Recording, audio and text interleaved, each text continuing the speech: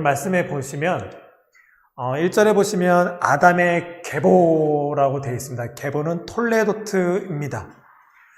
이것이 왜 중요하냐면 저희는 지금 창세기를 지금 석 달 이상째 하고 있고요. 석 달 만에 드디어 두 번째 톨레도트 5장까지 왔습니다. 창세기가 어떤 책인지 또 복음을 듣고 있고 예수를 믿는 우리가 창세기를 어떻게 바라봐야 되는지에 대해서 계속 나누고 있는 중입니다. 창세기를 구조를 보면 이와 같습니다. 1장 1절에서 2장 3절까지가 원역사, 신앙의 원형이라고 그래요. 창세기가 중요한 이유는 뭐냐면 우리가 구원받았다라는 것이 무엇인지에 대한 설명이 창세기에 기록되어 있기 때문에 그렇습니다. 우리는 창세기, 창조의 회복 이런 얘기 많이 하죠. 에덴의 회복 이런 얘기 많이 하죠. 에덴의 회귀 이러면 이단이 되는 겁니다. 우리는 그것으로 돌아가는 것이 아니에요. 회복입니다. 하나님께서는 아담과 하와의 죄로 말미암아 에덴에서 쫓겨난 우리가 다시 그의 아들 예수 그리스도의 십자가 부활 생명을 믿음으로 말미암아서 입게 되는, 가게 되는 그 영원한 나라, 구원의 세계, 그 천국이라고 말하는 그것이 무엇과 같은지, 그 회복된 그 세계가 무엇과 같은지, 또 하나님께서는 우리를 죄악 가운데 떨어져 있는 우리, 부패 가운데 있는 우리가 어떻게 회복으로 되기를 원하시는지 그 원형을 드러낸 것이 바로 1장 1절에서 2장 3절이었습니다. 우리는 그것을 같이 공부했었죠. 그러고 첫 번째부터 10번째까지 톨레도트라고 되어 있습니다. 창세기가 1장 1절에서 2장 3절까지 그 원형에 대해서 딱 쓴 다음에 10가지 이야기로 저자는 모세예요. 모세가 이렇게 기록된 거예요. 그래서 우리가 지난주까지는 2장 4절에서 4장 26절까지 저희가 같이 한번 나눔을 했습니다. 그리고 오늘은 5장 1절에서 6장 4절 또는 6장 8절까지 학자마다 좀 달라요. 그렇게 바라보고 있고 또 노아의 족보니 계보니 이렇게 해서 톨레도트로 이야기되어 있습니다. 저희가 지난번에는 2장 4절에 시작할 때는 하늘과 땅의 내력이니 톨레도트 이렇게 돼 있어요. 근데 우리는 번역상에 내력이니 계보니 족보로 이렇게 돼 있는 거죠. 그래서 오늘 아담의 계보니에서 두 번째 톨레도트가 시작이 되는 것입니다. 그러고 나서 오늘 그 톨레도트의 가장 많은 이야기가 어떤 얘기가 있냐면 3절부터 보면은 아담은 130세에 자기의 모양 곧 자기의 형상 같은 아들을 낳아 이름을 셋이라 하였고 하면서 가장 많이 나오는 단어가 뭐가 있냐면 낳은 후, 낳았고, 낳았으며, 낳았고 이렇게 돼요. 그리고 그 다음 절에 가면 계속 낳은 후, 낳았고, 낳았고, 낳았으며 하고 오늘은 32절까지 볼 건데 낳았더라 이렇게 돼 있어요.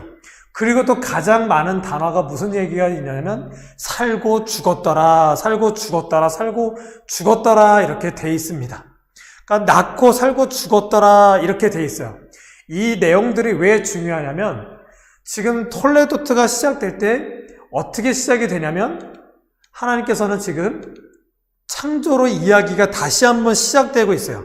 저희는 지금 창조로 인해서 첫 번째 톨레도트, 가인과 아벨 이야기가 끝났는데 두 번째 톨레도트 지금 아담의 계보니 하고 시작이 됐는데 갑자기 창세 때 이야기가 잠깐 언급이 되고 있어요. 그러면서 하나님이 사람을 창조하실 때에 하나님의 모양대로 지으시되 남자와 여자를 창조하셨고 그들이 창조되던 날에 하나님이 그들에게 복을 주시고 그들의 이름을 사람이라 이끌으셨더라. 창조를 언급하고 있어요. 근데 우리가 지금 본 것처럼 낳은 후 또 살고 죽었더라. 하나님의 창조 때와 지금 인간이 어떻게 된 상태를 지금 이야기하고 있는 거예요. 그 대표적인 이야기가 뭐냐면 3절에 보면 아담은 130세에 자기의 모양 곧 자기의 형상과 같은 아들을 낳아 이렇게 된 거예요.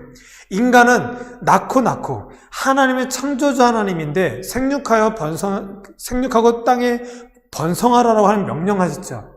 하나님의 말씀은 절대로 땅에 떨어지지 않습니다. 우리가 오해하지 말 것은 하나님은 우리를 우리 되게 만드셨어요. 그리고 우리에게 어떻게 명령을 하셨어요. 근데 우리는 오해하고 있는 게 뭐냐면 우리가 선악과를 따먹고 죄를 지으면 하나님이 말씀한 것까지도 우리는 다 끝났다라고 보는 사람들이 너무나 많아요. 그렇지 않아요. 하나님은 우리를 만드셨고 정복하라 다스려라고 했고 우리에게 생육하고 번성할 땅에 충만하라고 하셨어요. 이것은 결코 끊어지지 않습니다. 우리가 선악과를 따먹고 에덴에서 쫓겨난 죽음에 이를 수밖에 없는, 지금 살고 죽었다라 죽음에 이를 수밖에 없는 우리의 인생이라 할지라도 낳고 낳는 생육하고 번성한 하나님의 명령가는 우리는 계속 있게 되는 거예요. 하지만 우리의 문제점이 무엇이냐?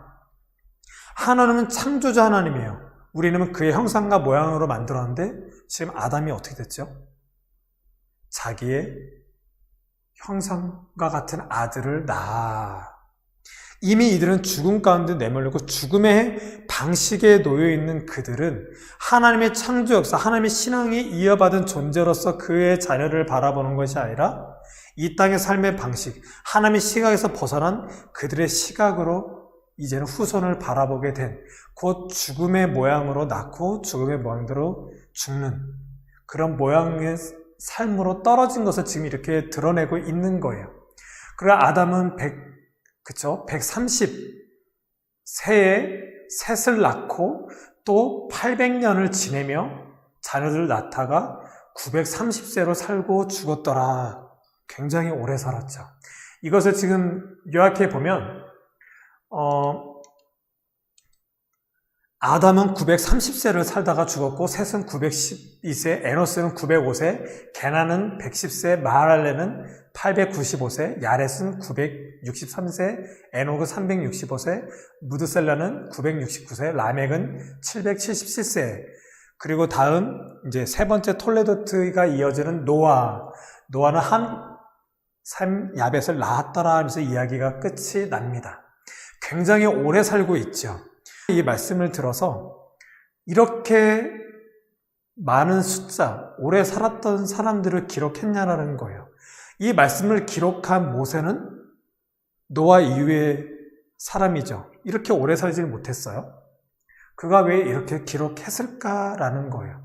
그저 이때는 우리가 오래 살았었는데 이런 것을 기억하고 그때가 안타깝네, 그때가 그립네 이렇게 갈까요? 우리는 예수를 믿으면 저렇게 오래 살 수 있는 사람이 될 수 있어 이런 걸 얘기하는 걸까요? 그렇지 않다라는 거예요. 여기서 가장 눈에 띄는 건 뭐냐면 에녹이에요. 다른 사람들에 대해서는 그냥 살다 죽었다 나았다 이런 얘기밖에 없어요. 딱 아담부터 노아까지 10대 손까지로 돼 있죠. 완전수예요. 그 중에 7번째로 에녹이 들어가 있어요. 굉장히 독특하고 모세가 이것을 기록했을 때는 눈여겨보게끔 집중해서 점점 10명의 사람들, 그 중에 7번째 특별하게 성경에서는 중요한 숫자 개념으로 딱 들어가 있죠. 다들 낳다가 살다가 죽었더라 이러고 있는데 에녹만 유일하게 딱 한 절로 이렇게 기록되고 있어요. 에녹이 하나님과 동행하더니 하나님이 그를 데려가심으로 세상에 있지 아니하였더라라고 기록되어 있어요. 끝. 그래서 우리는 그동안 이 글을 읽으면서 에녹처럼 우리는 동행해야 돼. 동행하는 사람 기뻐하시고 하나님은 이런 자를 하나님 곁으로 영원 세계로 이렇게 인도하시고 데려가실 거야. 우리는 에녹처럼 이렇게 믿음으로 나아가야 돼. 그래요. 이게 틀린 말은 아니에요. 하지만 이 동행이 무슨 단어라는 거예요. 창세기를 읽다 보면 이게 되게 딱 맞닥뜨리게 되는 거예요. 우리는 동행 이러면 우리가 알고 있는 그 단어가 있잖아요. 동행이 무슨 단어인지. 그러다 보니까 금방 이해는 할 수는 있어요. 하지만 창세기를 읽다 보면 1장, 2장, 3장, 4장을 지내오면서 이 동행이라는 단어가 한 번도 언급한 적이 없어요. 에녹 이야기에서 첫 번째 언급되는 단어인 거예요. 이 동행이 무엇이냐라는 거예요. 이랬을 때 우리는 그저 우리가 알고 있는 동행이라는 단어로 우리는 하나님과 동행해야 돼, 동행하는 존재야 이렇게 가기보다는 이 동행이 왜 나왔고 창세기 이 5장 앞뒤 문맥을 다 따져봤을 때 동행이 이런 표현이구나 라고 해서 우리는 알 필요가 있어요. 그리고 특히 이 야렛과 무드셀라 가장 오래 산 두 사람 사이에 껴 있어요. 이 동행한다라는 이 숫자랑 무슨 관계가 있느냐라는 거예요. 그리고 에녹은 다른 사람들보다 그쵸, 한참 한 두세 배 못 살았어요. 왜 에녹만 365일, 365세를 살았냐는 거예요. 그 수학 신학 쪽으로, 수학 쪽으로 막 또 하시는 또 학자들은 이 숫자만 갖고도 막 쫙 펼쳐서 나와요. 그래서 람에게 777 이것도 그렇고 굉장히 보면은, 그럴싸한 것들 되게 많아요.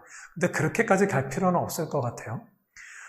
저희가 이제 4장, 지금 5장 전에 4장까지 보면 그 앞에 보면 선이라는 단어를 저희가 지난주에 봤었죠. 이건 역시도 1장, 2장, 3장, 4장으로 오면서 한 번도 나타나지 않는 갑자기 선이 나와요. 가인과 아벨이 그들의 양과 곡식으로 제사를 지냈죠. 근데 가인이 아벨을 죽였어요. 그래서 하나님이 너 왜 그래? 그랬더니 가인이 울그락불락 하면서 안생이 안 좋은 거예요. 그래서 하나님이 얘기하는 거예요. 네가 선을 행하면 어찌 낯을 듣지 못하겠느냐 이렇게 얘기를 해요. 그러면 이 선이 뭐지? 이렇게 되는 거예요. 우리 선을 행한다면 어떤 착한 일, 불쌍한 사람 도와주는 것, 어떤 우리가 알고 있는 선이 있죠. 성경은 이렇게 또 해석되면 또 안 돼요. 그럼 선에 대해서 우리가 어떻게 바라봤냐면 가인과 아벨 얘기했을 때 이 선은 바로 예배라고 말씀을 드렸어요. 결론적으로. 그러면서 4장으로 넘어가서 첫 번째 이야기가 뭐죠? 가인과 아벨인데 가인과 아벨 이야기는 뭐죠? 바로 예배에 관한 이야기예요. 가인과 아벨 얘기. 그러니까 에덴 동산에 쫓겨난 최초의 인류에 기록된 이야기가 뭐냐면 예배에 관한 이야기예요. 왜냐하면 하나님께서 우리를 만드신 목적이 예배적인 모습이기 때문에 가인과 아벨 이야기를 예배로 시작이 되었던 거예요. 근데 누구의 예배는 받으시고 누구의 예배는 안 받으셨더라, 이 내용을 가지고 우리의 예배가 어떠해야 되는지에 대해서 우리는 그전 시간을 들어서 계속 공부해 왔습니다. 그리고 오늘 이 가인과 아벨, 바로 선 이야기가 나왔을 때, 그래서 너가 어찌 선을 행하지 아니하면, 너가 어찌 내가 보기에 좋은 모습으로 있지 아니하면, 너가 진정 좋은 모습으로 예배하지 않으면, 이 이야기였던 거예요. 그리고 가인이 아벨을 죽이고 나서 다시 아담과 하와가 동침함으로 셋을 낳게 되죠. 그 셋이 또 에노스를 낳고 그때서야 사람들이 비로소 여호와의 이름을 불렀다라고 얘기합니다. 여호와의 이름을 불렀다는 건 뭘까요? 예배드렸다라는 거예요. 이제 아시겠죠? 창세기가 진짜 무엇을 말하고 있고 우리를 창조하신 목적이 무엇이며 그 이야기를, 이 창세기를 기록한 모세, 특히 첫 번째 독자인 광야를 걷고 있는, 출애굽을 하고 있는 이스라엘 민족들에게, 하나님의 백성인 그들에게 진짜 무엇을 이야기하고 있는지를 이 창세기를 통해서 우리는 만나고 봐야 되는 거예요. 그것에 대한 최고의 핵심은 바로 우리의 정체성, 예배라는 거예요. 그러고 나서 오늘 5절에 온 거죠. 그리고 우리에게 딱 맞닥뜨려진 단어가 바로 동행이에요. 그렇다면 이 하나님과 동행하였더니라고 하는 이 동행은 무슨 뜻일까요? 바로 예배라는 거예요. 에녹이 하나님과 동행하더니, 에녹이 하나님께 예배했더니, 에녹이 하나님이 보시기에 좋은 모습으로 있었더니 이렇게 되는 거예요. 우리는 동행했더니, 그래, 우리 하나님과 동행해야 돼. 우리는 뭔지도 모르고 하나님과 동행하는 게 어떤 건지도 모르고 계속 동행해야 돼요. 동행하지 못했군요. 저는 이렇게 죄악 가운데 있어요. 이렇게 가면 우리는 뭔가 추상적인 거로만 막 있다 보니까 또 넘어지고 또 알 수 없는 이상한 걸로 막 이렇게 이상한 신념과 같은, 알 수 없는 이렇게 구름과 같은, 안개와 같은 걸로 자꾸 신앙생활로 가요. 뭔가 말씀에서 뚜렷하게 우리들 가운데 드러나지 않으면 계속 우리는 신앙에 그렇게 갈 수밖에 없어요. 그래서 동행하다. 지금 창세기는 어떤 얘기를 하는지 아셨겠죠? 하나님과 정말 동행한다. 그래서 하나님 보시기에 좋은 모습으로 하나님이 우리를 창조하신 그 목적대로 에녹이 그것을 알고 신앙 가운데 나아갔다라는 거예요. 그랬더니 하나님이 그를 데려가심으로 세상에 있지 아니하였더라. 저들은 에녹보다 두세 배를 살았어요. 아담의 형상과 모양으로 낳고 낳았다라 했어요. 이 땅의 삶의 방식, 죽음에 이르는 방식, 그리고 아까 잠깐 나갔어요. 그건 나중에 볼게요. 이제 에녹 이야기가 나올 때 이 땅이 저주받았기 때문에 그것을 안위하시기 위해서 노아가 태어났다라는 표현이 나중에 30절 쪽에 가서 나와요. 그것은 뭐냐면 이 땅이 저주받았다. 아담과 하와의 죄로 말미암아 이 땅까지 저주받았기 때문에 그 저주받은 땅에서는 에덴 동산에 있을 때는 그저 하나님이 완전하게 만든 땅에 실과를 따먹고 살면 되는 거였어요.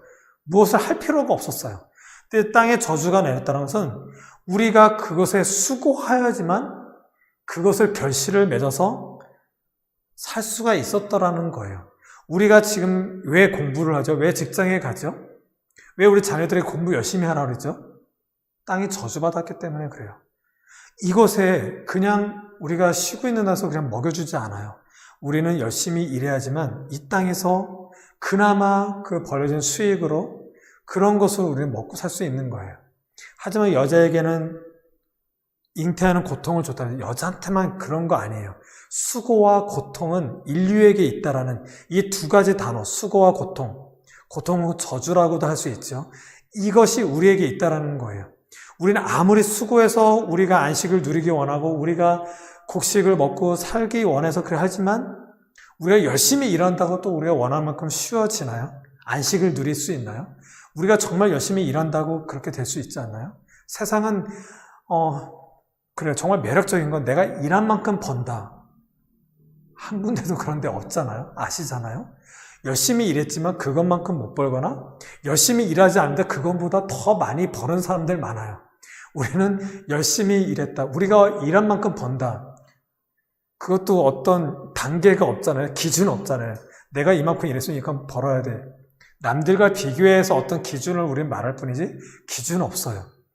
일한 거에 비해서 많이 벌거나 적게 벌거나 남들보다 많이 벌거나 적게 벌거나 우린 다 거기서 살고 있는 거예요. 우린 몰라요.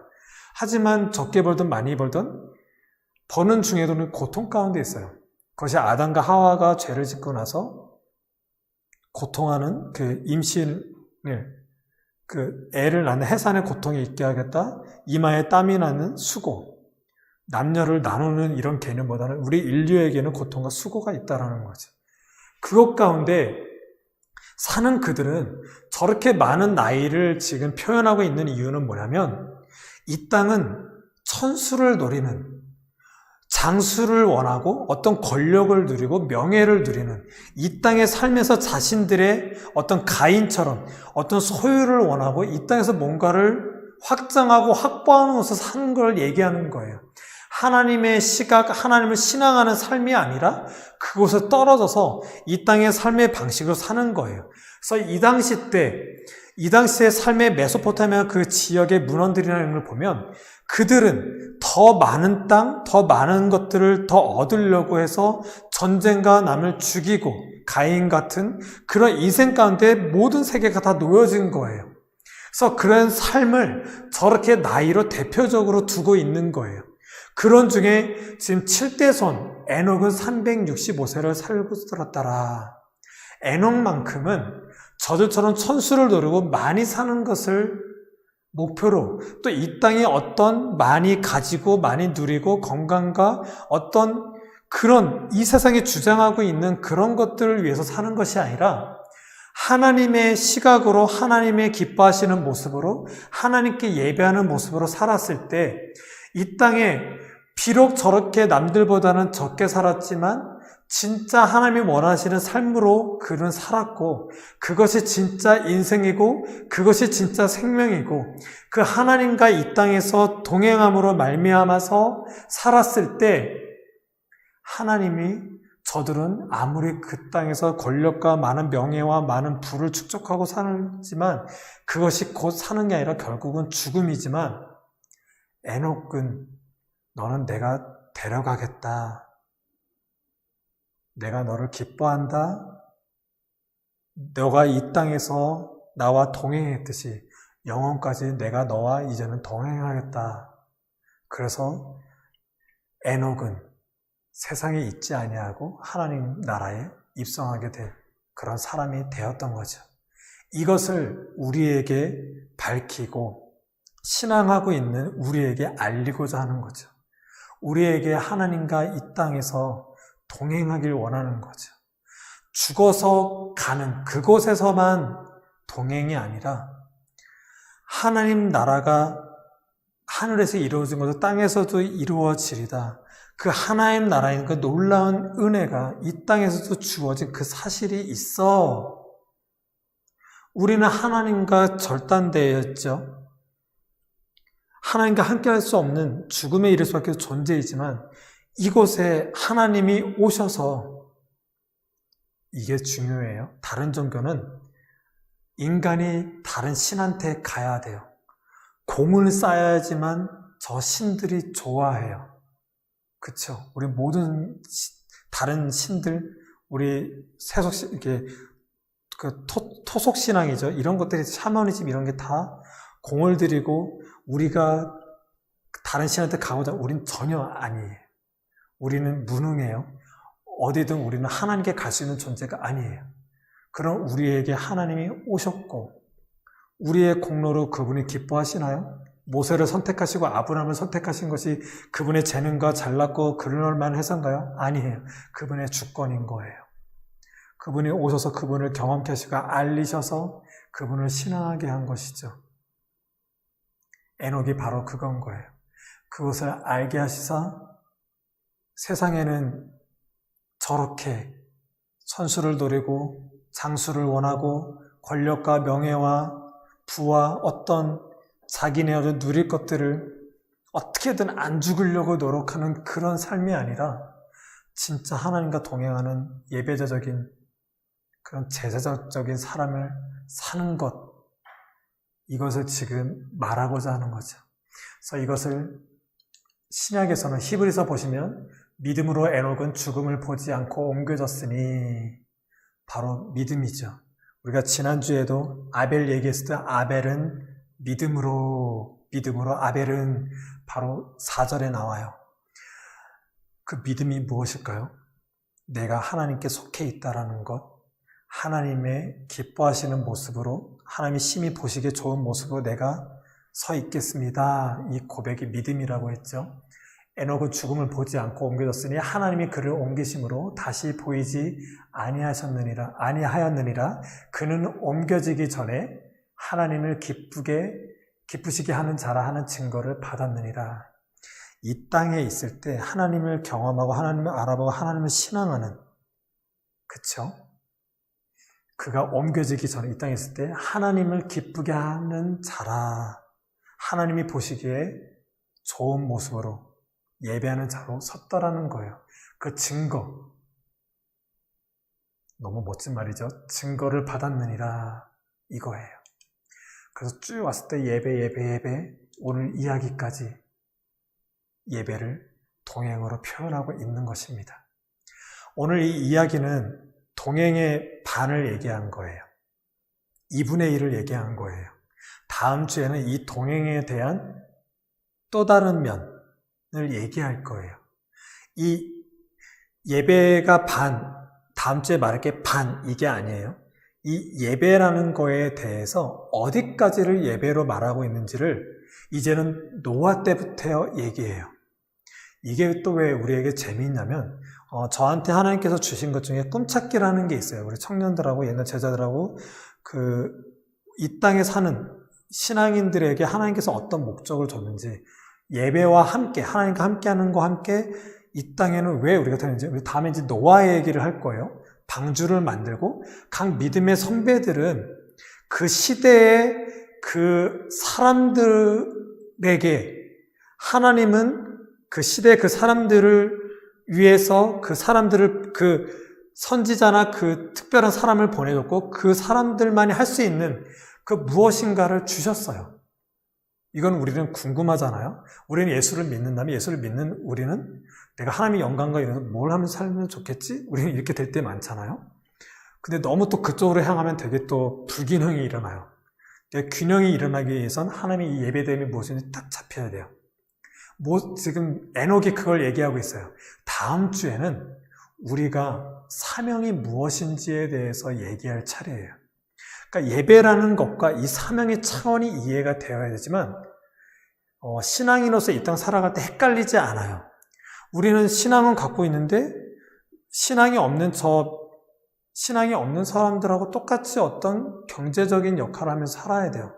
돈을 벌어야 되고 공부를 해야 되고, 근데 이런 걸 하면서 직장을 다니면서 공부를 하면서 또 예수는 믿으니까 이게 더 감사하고 좋아서 또 하나님의 영광을 위해서 살려고 하는데,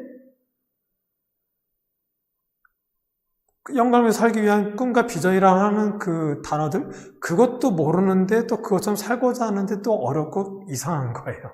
우린 다 여기에 놓여져 있죠. 그 이제 시작을 다음 주부터 하려고 합니다. 오늘은 바로 예배예요. 에녹이 365세를 살았다. 남들보다 오래 살지 못했다. 이것은 에녹이 어떤 삶을 살았냐는 거예요.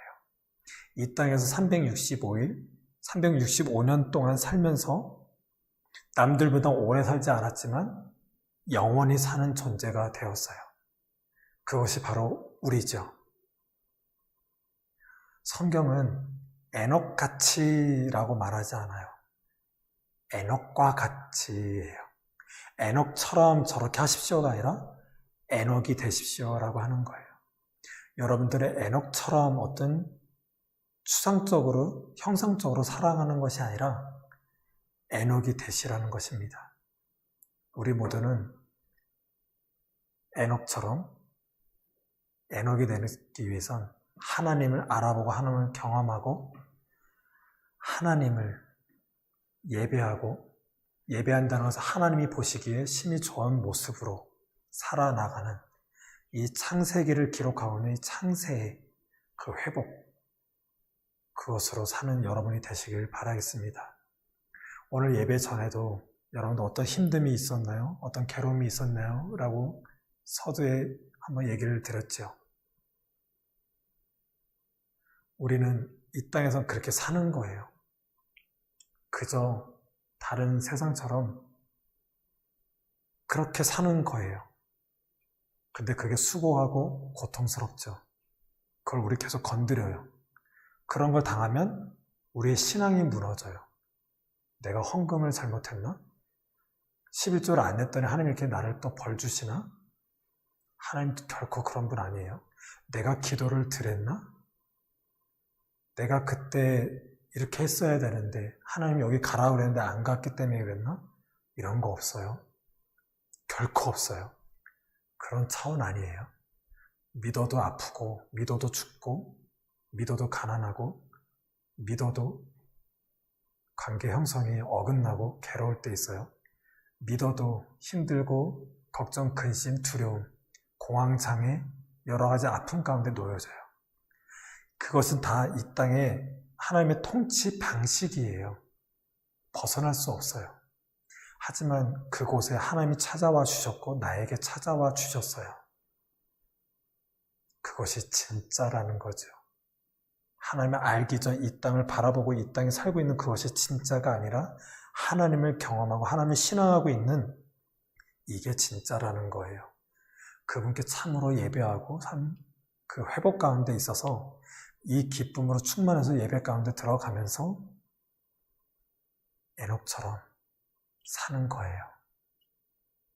그랬더니 이 땅에 아쉬워할 수밖에 없고 이 땅에서 고통과 수고할 수 없고 이 땅에서 죄책감과 어려움과 괴로움으로 그 힘들게 아심으로 추억만으로 기억되면서 찌질하고 처절한 인생 가운데 무기력하게 무능하게 그렇게 외롭게 사는 것이 아니라 하나님과 동행했더니 예배했더니 보시기에 좋았던 모습으로 살고자 이곳에서 그 신앙으로 살았더니 하나님이 영원한 세계,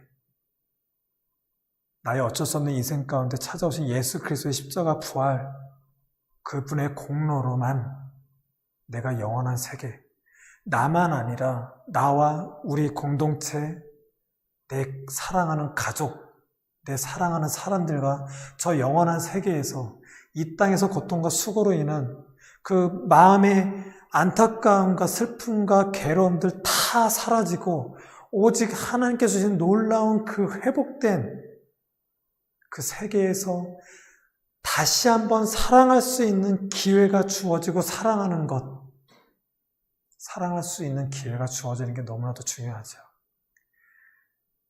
다시 그렇게 영원까지 살 수 있는 것. 이제는 죽을까봐 두렵고 아플까봐 두렵고 아파워서 뭔가 미래가 두려운 그런 것은 다 끝나고 진짜 영원한 진짜 세계가 우리에게 주어졌다라는 것. 이것을 알고 예배하고 소망으로 살아가야 된다는 것이죠. 이것이 바로 에녹 이야기의 핵심입니다.